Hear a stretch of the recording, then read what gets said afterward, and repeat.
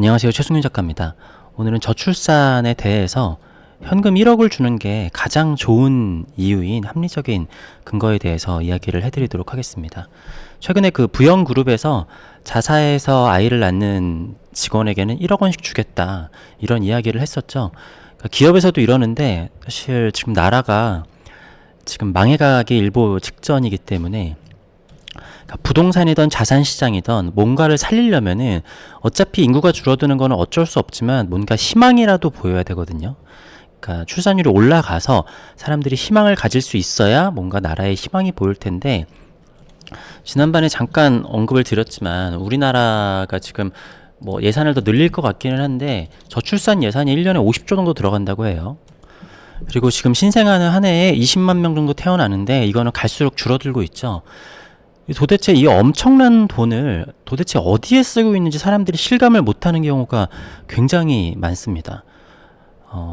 일단 제 입장을 얘기를 해보자면은, 저는 나이가 이제 40이고 이제 와이프는 30대 중반인데 지금 계속 저희는 나이가 좀 있어서 난임을 시술을 하고 있단 말이에요.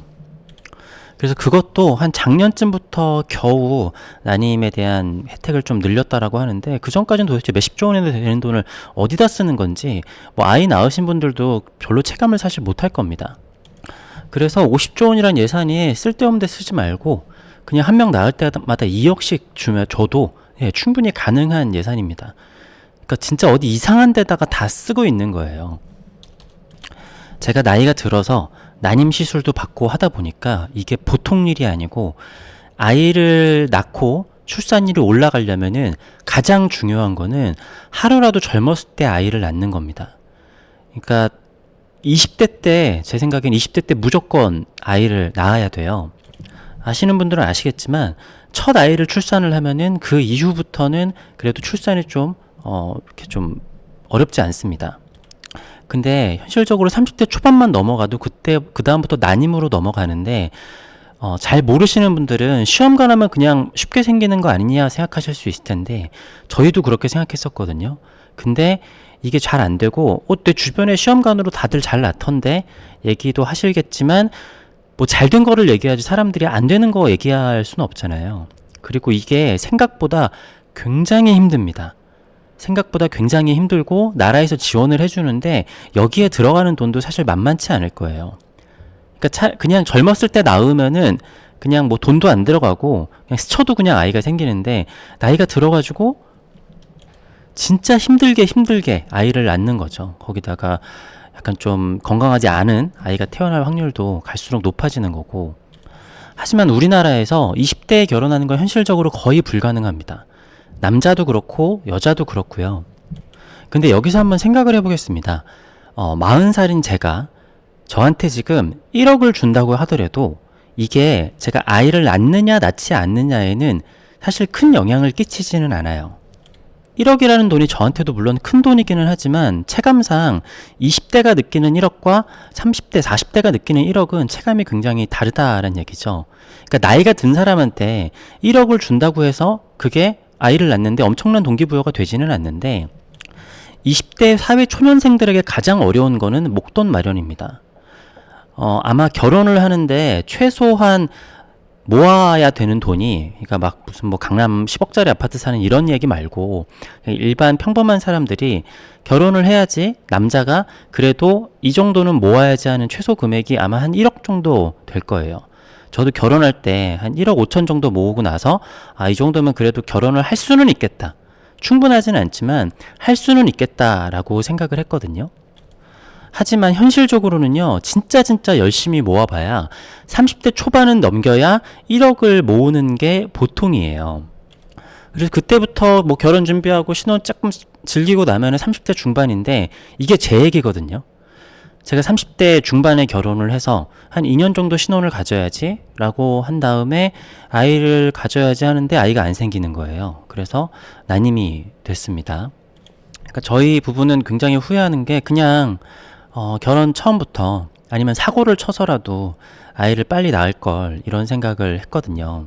그러니까 저는 사실상 뭐 80년대생들은 이미 기대하기 힘들고 90년대 중후반 이상 태어난 2000년대생들부터 기대를 해야 된다라고 생각을 하는데요. 그러니까 우리나라가 아닌 대부분의 나라에서는 아이를 20대에 낳는 경우가 굉장히 많습니다. 그러니까 우리나라가 유독 초혼 연령이 굉장히 늦은 편이에요. 그리고 초혼이 늦을수록 아이가 출산율에는 거의 비례한다라고 생각을 합니다.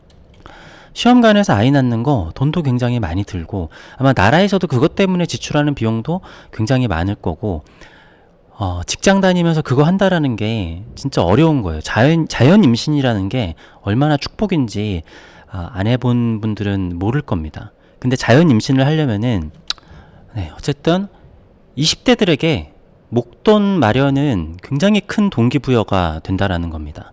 그러니까 이 1억이라는 돈이 아이를 낳는데 동기부여는 20대 때 다르고 20대 후반 때 다르고 30대 때 다르고 40대 때 완전히 다릅니다. 아마 40대들은 뭐 갖고 싶어도 못 가는 사람들이 사실은 대부분인 거고 1억 준다고 해서 뭔가 자기의 삶을 아이 때문에 바꾼다? 이거는 굉장히 어려운 것 같아요.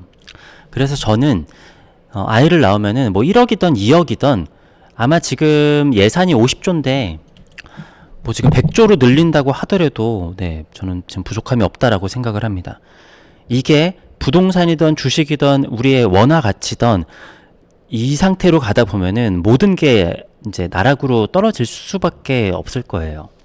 그러니까 지금 복지 정책을 더 늘릴 수 없으면은 그냥 뭐 지금 그냥 돈을 2배 이상 늘린다고 하더라도 저는 그러니까 출산을 하면은 현금 1억이든 2억이든 목돈으로 주는 게 가장 좋은 방법이라고 생각을 합니다. 그러니까 늦게 결혼해가지고 30대 중반 이상 막 이런 사람들한테 난임 시술 막 이렇게 하는 게 우리도 힘들고 나라에서도 돈이 많이 드는데 그냥 빨리 결혼해서 빨리 낳으면은 이게 가장 깔끔하고 가장 좋은 방법이거든요.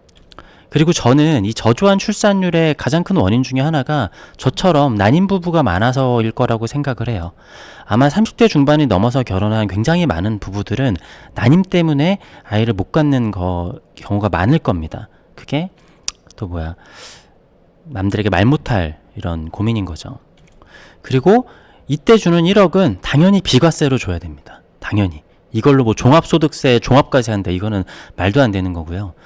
뭐 최소 진짜 많이 떼면 10%를 뗀다든지 그 이상 떼서 주는 게 아니라 그걸로 온전하게 가정을 이룰 수 있는 목돈으로 무조건 비과세로 줘야 된다라고 생각을 합니다. 아무튼 오늘은 저출산 대책으로 현금 1억을 통째로 주는 게 가장 좋은 제가 생각하는 합리적인 이유에 대해서 말씀을 드렸습니다. 목돈을 주면은 젊은 사람일수록 빨리 아이를 낳아야겠다라는 동기부여가 될 가능성이 크다라는 이야기였습니다. 감사합니다.